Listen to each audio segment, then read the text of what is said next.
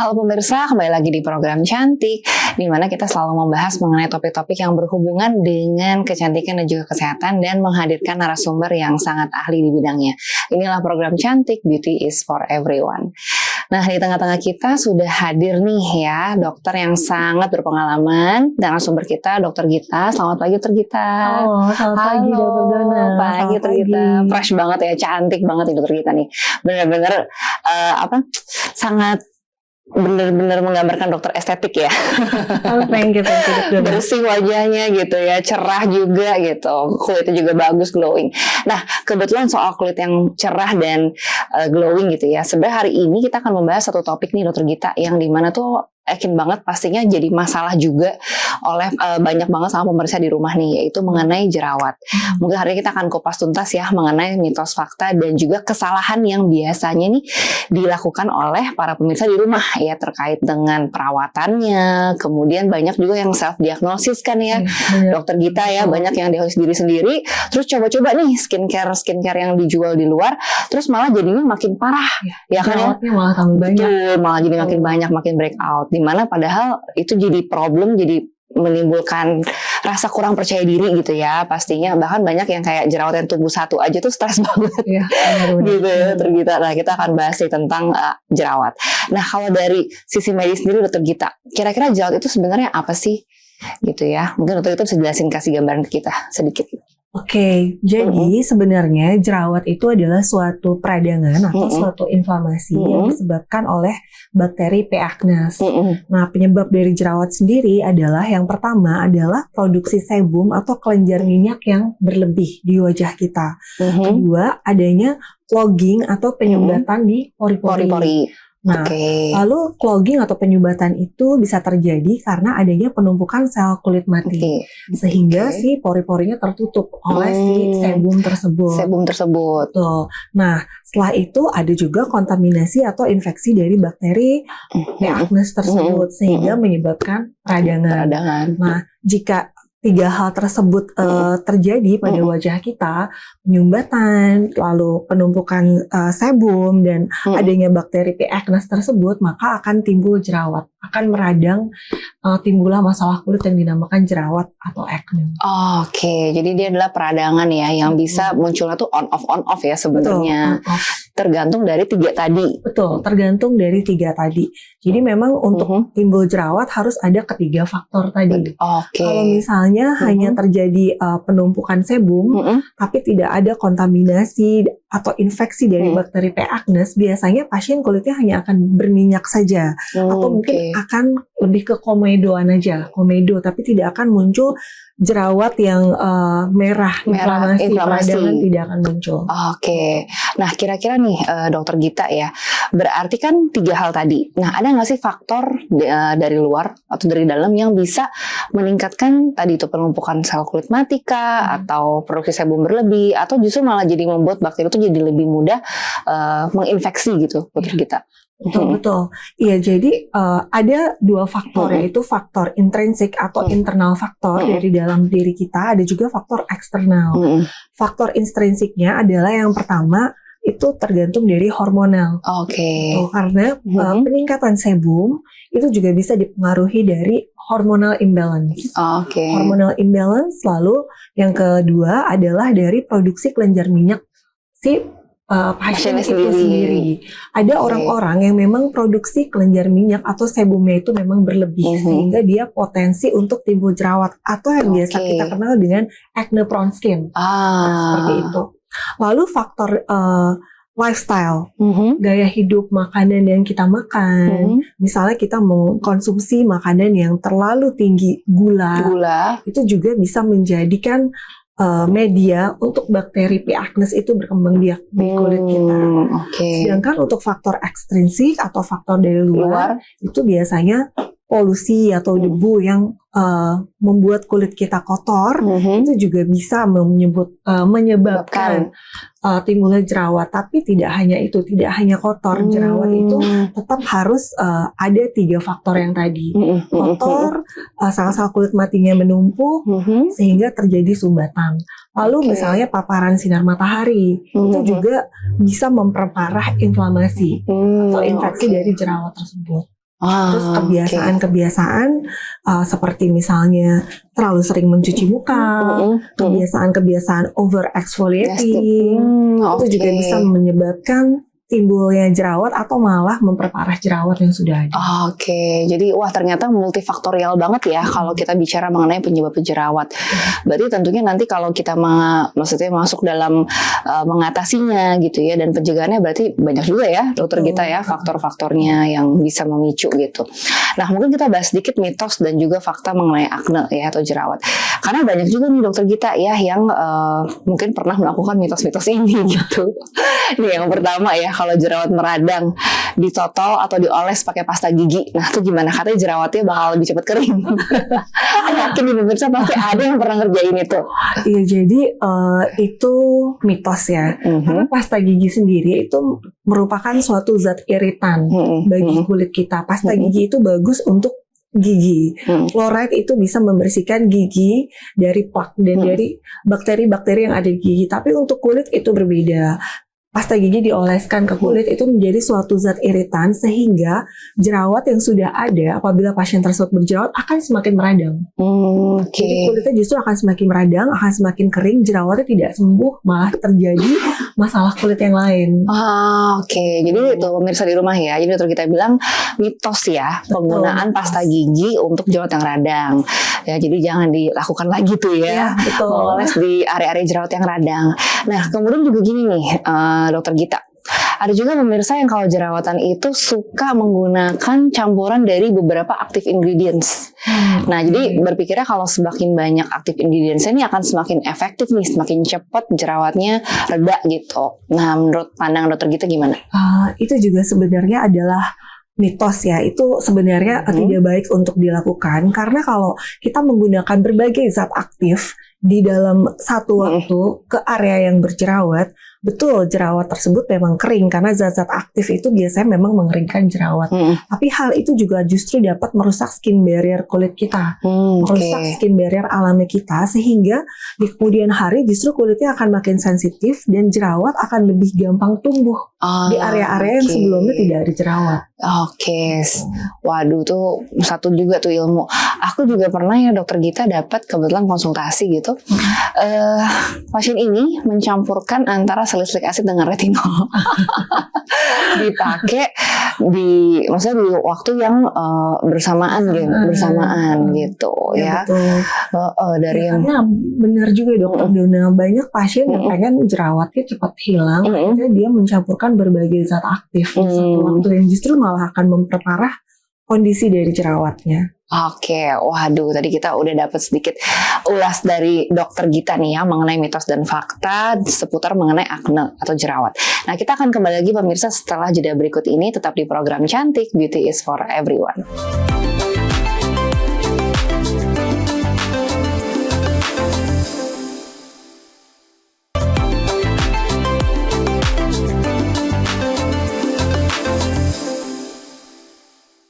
Baik pemirsa, kembali lagi di program Cantik Beauty is for Everyone. Nah, tadi kita sudah membahas seputar akne ya, dokter Gita ya. Nah, tadi juga sudah sempat menyebutkan sih dok tentang over eksfoliasi. Karena kan sekarang ini banyak banget ya produk-produk di luar sana tuh yang toner punya fungsi eksfoliasi, kemudian bahkan juga ada beberapa serum yang arahnya itu lebih ke exfoliating dan bahkan disebut-sebut sebagai home peeling gitu kan ya. Nah, itu kira-kira aman nggak tuh dok digunakan untuk orang yang berjerawat gitu ya? Dan kira-kira biasanya active ingredients-nya apa tuh yang bisa menyebabkan terjadinya eksfoliasi bahkan jadinya terlalu over exfoliating gitu? Iya, betul banget. Sekarang kan sudah banyak banget produk yang beredar bebas tentang eksfoliasi. Fungsinya memang untuk mengelupaskan atau untuk mengangkat si sel-sel kulit mati. Namun jangan sampai over eksfoliasi. Jadi over eksfoliasi sendiri itu adalah suatu kondisi di mana kulit kita menerus mengelupas atau dieksfoliasi melebihi kapasitas dari regenerasi kulit tersebut. Jadi sebenarnya eksfoliasi itu bagus karena eksfoliasi untuk berfungsi untuk mengangkat sel-sel kulit mati dan mempercepat regenerasi sel-sel kulit. Namun jika eksfoliasi dilakukan, misalnya setiap hari, apalagi dalam satu hari menggunakan beberapa zat eksfoliasi, itu akan merusak skin barrier kita. Contoh dari zat-zat yang bisa mengangkat atau eksfoliasi kulit, salah satu contohnya adalah BHA. Itu BHA banyak banget beredar di marketplace ya. BHA itu adalah salicylic acid yang fungsinya itu untuk mengangkat stratum corneum dari kulit kita. Lapisan paling atas tuh ya berarti. Betul, lapisan paling atas dari kulit kita. Yang kedua, ada yang juga yang disebut AHA atau glycolic acid. Sama itu juga fungsinya untuk eksfoliasi atau mengangkat sel-sel kulit mati juga. Lalu ada juga eksfoliasi yang bersifat fisik, contohnya scrub. Scrub juga sabun yang ada microbit atau scrub juga bisa berfungsi sebagai eksfoliator bagi kulit kita. Lalu ada juga zat-zat retinol atau asam retinoat. Sekarang lagi mulai booming juga ya, dan banyak masyarakat yang pakai loh. Benar. Karena retinol ini sudah sangat-sangat beredar bebas. Karena retinol ini kan bukan obat dengan etiket biru, jadi dia memang bisa dibeli di marketplace, di mall, dan di drugstore secara bebas. Namun penggunaannya memang harus hati-hati. Kulit itu beregenerasi setiap 28 sampai 35 hari. Oleh karena itu kita nggak boleh terus-terusan mengeksfoliasi kulit setiap hari, apalagi dalam satu hari menggunakan berbagai zat eksfoliasi. Misalnya, dalam satu hari kita pakai tonernya salicylic acid, serumnya salicylic acid, krim malamnya retinol dalam satu hari. Hal tersebut bisa menyebabkan stratum corneum kita terkikis. Stratum corneum itu adalah pelindung kulit. Apabila itu terkikis, terlalu banyak terkikis, maka kulit akan menjadi sensitif. Lalu lapisan ceramide atau lipid yang menjadi skin barrier kulit kita juga akan rusak. Oleh karena itu kulit akan sensitif, kulit akan kering, akan kemerahan. Akhirnya timbullah beruntusan, timbullah jerawat akibat overeksfoliasi tersebut. Bagusnya, idealnya home peeling ataupun zat-zat eksfoliator itu digunakan mungkin per 2 sampai 3 hari sekali, tergantung dari jenis kulitnya. Kalau misalnya kulitnya memang sangat berminyak, itu bisa digunakan lebih sering. Tapi kalau kulit kita pada dasarnya sudah tidak terlalu berminyak, kita punya jerawat tapi kulit kita misalnya lebih cenderung ke kering atau kombinasi, mungkin ada baiknya jangan terlalu sering menggunakan skincare yang eksfoliator.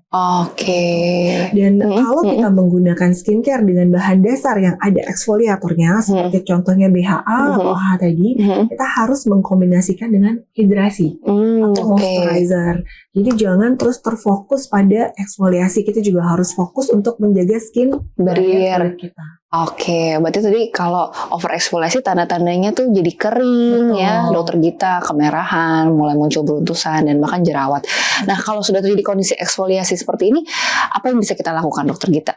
Kalau misalnya sudah terjadi kondisi yang over exfoliation pada kulit, yang pertama adalah agen-agen eksfoliatornya harus di stop dulu, kurang lebih 1 sampai 2 minggu sampai skin barrier-nya pulih. Lalu yang kedua, kita bisa aplikasikan skincare yang mengandung allantoin, panthenol atau ceramide, fungsinya untuk mengembalikan skin barrier kita dan untuk mengurangi kemerahan atau reaksi-reaksi iritasi. Nah, itu bisa kita lakukan. Kita juga bisa misalnya melakukan dengan steroid atau hidrokortison apabila terjadi iritasi yang parah. Jadi bisa dikombinasi. Tapi tentunya kalau penggunaan krim-krim steroid harus konsultasi dulu ya, terlebih dahulu. Konsultasi dulu dengan dokter. Jadi kita coba dulu dengan skincare allantoin, panthenol atau ceramide. Apabila kondisinya tidak membaik, lebih baik dikonsultasikan ke dokter. Nah kalau gitu sebenarnya kira-kira ada nggak sih dokter Gita gitu ya pilihan active ingredients yang dokter Gita akan sarankan nih, apalagi mengingat kan banyak ya skincare dulu. Nah kadang-kadang kita bingung juga nih memilih kira-kira yang mana yang active ingredients yang cocok untuk kulit yang cenderung lebih ke berjerawat gitu. Jadi untuk kulit berjerawat, pertama kita harus menggunakan active ingredient yang ada antibakterinya. Contohnya misalnya salicylic acid, tentunya dengan penggunaan yang sewajarnya, penggunaan yang seharusnya tidak berlebihan. Karena salicylic acid itu dia mempunyai aktivitas antibakteri dan juga bisa mengelupaskan sel-sel kulit mati. Yang kedua, kita bisa menggunakan benzoyl peroxide. Benzoyl peroxide ini tapi tidak digunakan untuk full face. Dia hanya digunakan sebagai obat total di jerawatnya saja. Oh ya. Karena benzoyl peroxide itu apabila digunakan full face dia akan menyebabkan iritasi. Wajah akan sangat kering, justru akan merusak skin barrier. Benzoyl peroxide itu fungsinya mengeringkan jerawat dan mengurangi reaksi inflamasi. Lalu yang ketiga, kita bisa gunakan B5 atau niacinamide. Niacinamide kan sudah banyak banget ya. Banyak banget beredar di pasaran. Niacinamide dengan kadar 2-5% itu sudah cukup untuk mengatasi peradangan akibat jerawat. Nah, niacinamide sendiri nggak hanya untuk mengurangi peradangan, tapi dia juga mempunyai aktivitas untuk mengurangi bekas-bekas jerawat. Dan dia juga mempunyai aktivitas bisa untuk mengurangi kemerahan, gatal-gatal, kemerahan atau iritasi. Nah, lalu yang nggak kalah penting itu juga harus menggunakan moisturizer dengan water base atau gel base. Jadi moisturizer yang tidak menyumbat pori-pori untuk tetap menjaga skin barrier kita. Lalu kita gunakan sunscreen, sunscreen yang non acne prone skin. Sunscreen yang non comedogenic. Jadi yang khusus untuk acne prone skin. Yang non comedogenic bahannya water base atau gel base. Oke. Waduh, lengkap, padat dan jelas sekali nih ya para pemirsa ilmu dari Dr. Gita. Jadi kombinasi aktif Indonesia yang seperti tadi ya dok ya, salicylic acid, benzoyl peroxide dan juga contohnya niacinamide seperti itu. Dan kita sering juga menemukan kayaknya kombinasi antara salicylic acid sama niacinamide ya dok ya di market ya. Jadi sebenarnya bisa dipakai untuk tahap-tahap akne awal gitu ya. Seperti itu. Dan berarti remaja pun boleh pakai ya dok ya? Boleh. Remaja boleh menggunakan salicylic acid dan niacinamide. Bahkan untuk niacinamide sendiri sebenarnya sudah ada jurnal yang mengatakan bahwa sebenarnya dia bisa digunakan di usia 12 tahun ke atas. Jadi start dari usia 12 tahun sebenarnya sudah bisa menggunakan, karena memang jerawat ini kan dimulai justru usia pubertas ya. Jadi remaja-remaja usia belasan tuh sudah mulai berjerawat. Wah, tetap seru banget nih Dr. Gita ya, dapat banyak ilmu banget pastinya para pemirsa dari diskusi tentang jerawat kita. Tapi kita harus jeda dulu Dr. Gita, pariwara berikut ini tetap di program Cantik Beauty is for Everyone.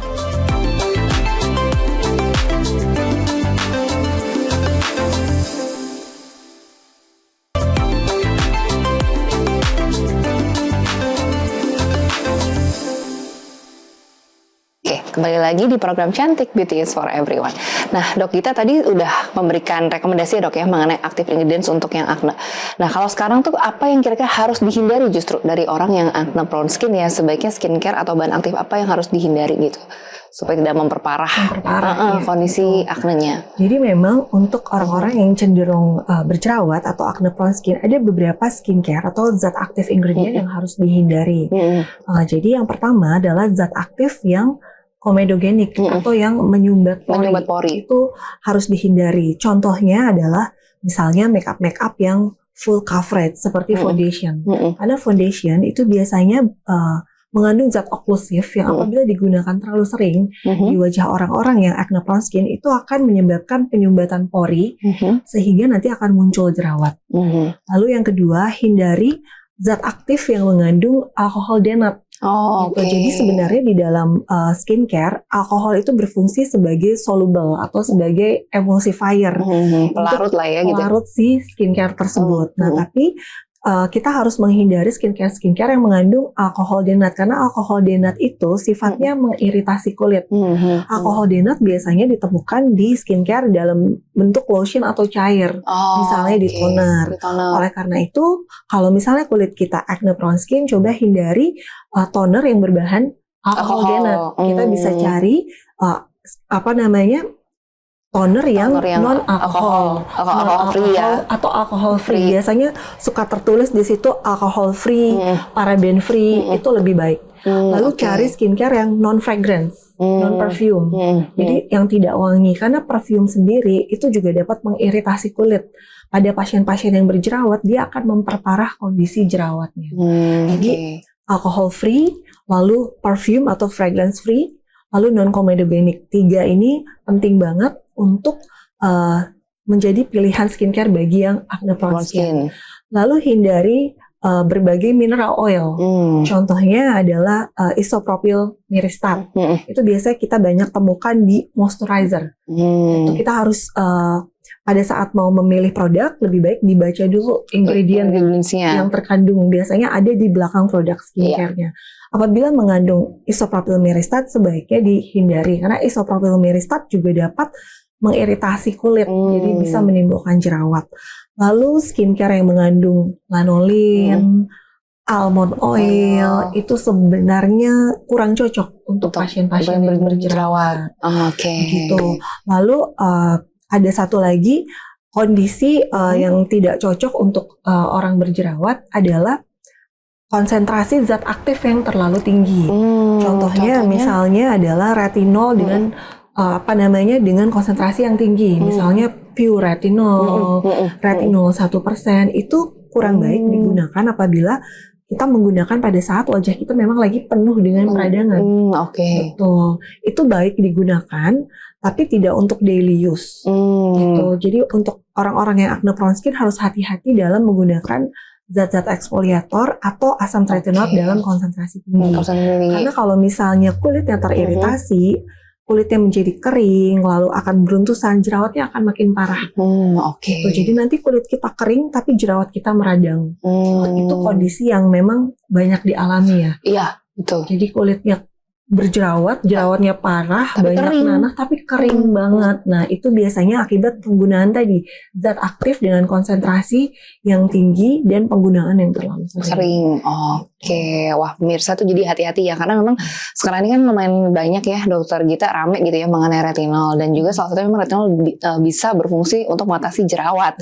Dan juga tentunya masyarakat juga banyak yang udah tahu sih sebenarnya, tapi ya itu tadi konsentrasi yang terlalu tinggi justru malah makin menjadi memperparah gitu ya aknenya karena iritasi pada kulit.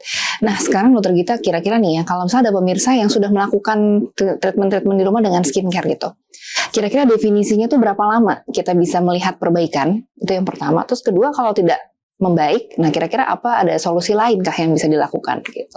Betul. Jadi sebenarnya balik lagi tergantung ke kondisi dari pasien tersebut. Apabila kondisi pasien tersebut jerawatnya ringan, misalnya di wajah hanya muncul jerawat beberapa saja, lalu kebanyakan komedo, jerawat aktifnya mungkin bisa dihitung jari, tidak sampai bernanah, itu masih bisa dirawat dengan skincare. Kita coba dulu dengan skincare, mungkin 2 minggu, 1 bulan tidak ada perbaikan atau tambah parah, baru kita mencari pertolongan, misalnya ke dokter estetik atau ke dokter kulit. Tapi kalau misalnya jerawatnya itu sudah dalam bentuk nodul-nodul, sudah jerawat yang matang semua, meradang semua, itu sebaiknya segera konsultasikan ke dokter, karena kalau tidak diatasi segera, tidak diatasi dengan tepat, itu jerawatnya akan tambah banyak dan nanti akan menimbulkan scarring atau bopeng. Nah, scarring atau bopeng itu adalah salah satu masalah kulit yang agak sulit untuk diatasi ya.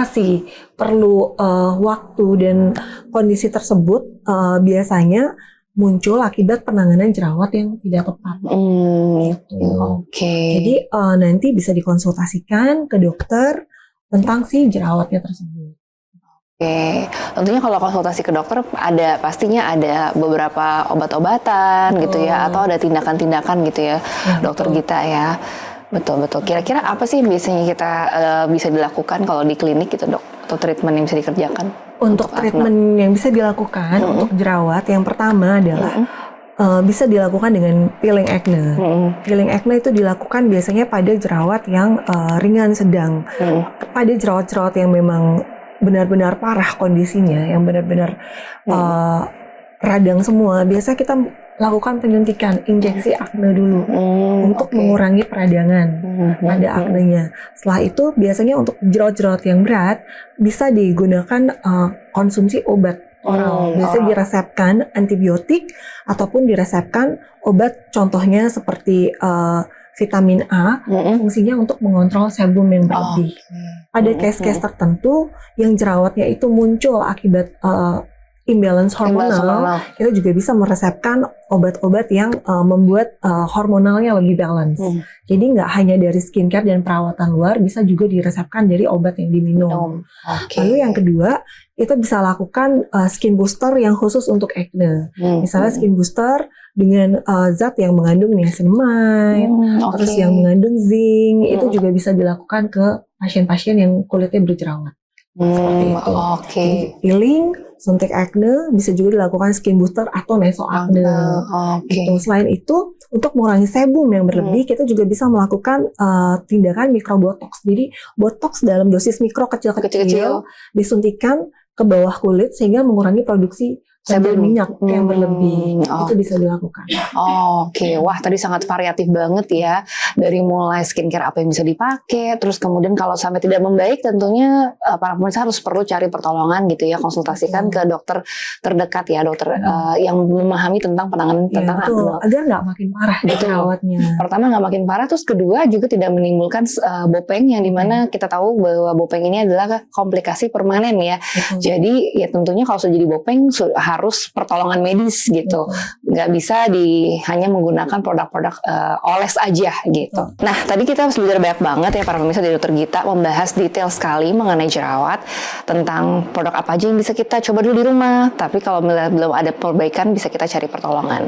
Nah tentunya kondisi jerawat ini bukan hal yang sepele ya, kesannya sepele. Tapi kalau misalnya dibiarkan dan penanganannya kurang tepat akan menimbulkan bopeng. Dimana bopeng ini kita tahu adalah komplikasi yang permanen dan harus dilakukan tindakan secara medis karena tidak bisa perbaikannya hanya melalui skincare saja.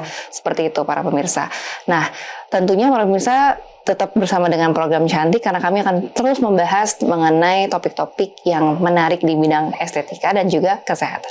Sampai ketemu lagi, saya Dr. Dona, Dr. Gita dan seluruh kru yang bertugas pamit undur diri. Inilah program Cantik, Beauty is for Everyone.